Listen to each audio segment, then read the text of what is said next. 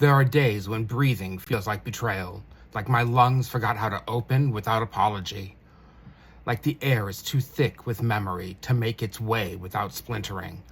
I do not call this anxiety. I call it the hum before the building falls. I call it the moment when the sky shifts colors but nobody else notices.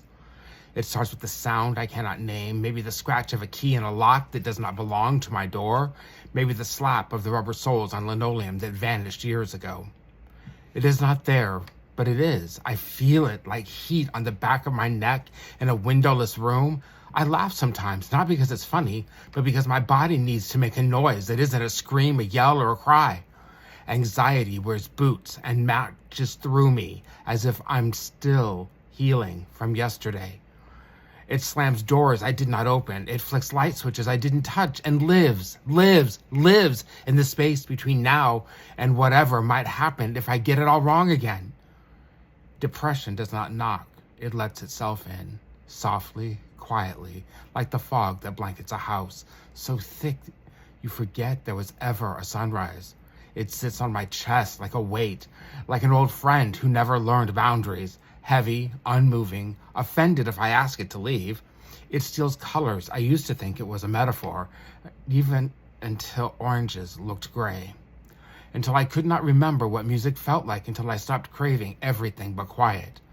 The world grows quiet inside of me, not peaceful, just hollow. A cathedral abandoned by prayer. I walk through my own ribs and find nothing but echoing. Sometimes getting out of bed feels like dragging a broken wing through wet cement.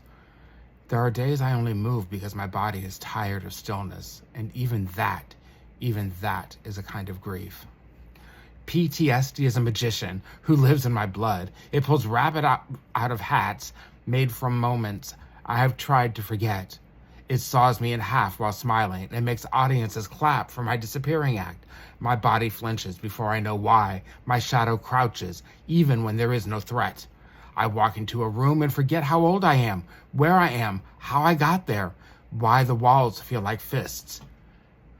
There are smells that turn my stomach and I don't know their names. There are sounds that set me shaking and no one else hears them but me.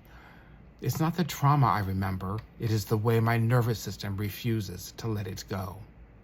Some days they braid themselves together, depression, anxiety, PTSD, 3 sisters or maybe 3 brothers. With dirt under their fingernails and no sense of timing, they sit at my table uninvited and argue about who gets to speak first, even though I don't want to listen.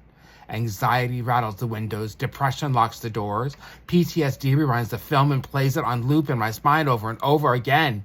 They do not care that I have things to do. They do not care that I am tired. They do not care that I'm trying so hard. I don't always lose, but I do always fight, every single day. There are moments when I trick them. I laugh too loud, so they quiet. I move too fast, so they stumble. I sing to myself in the kitchen while the kettle boils, and for one breath, they don't know where I went. There is no triumph here, no anthem, no tidy ending.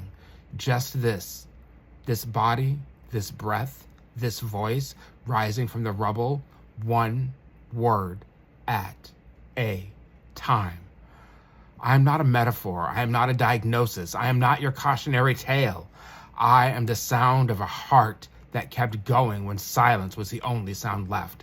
So if you're still listening, somewhere between your clenched jaw and your trembling hands, know this. You are not broken. You are the song before language, the sky before the storm clears. You are not alone in this room with no corners, and neither am I.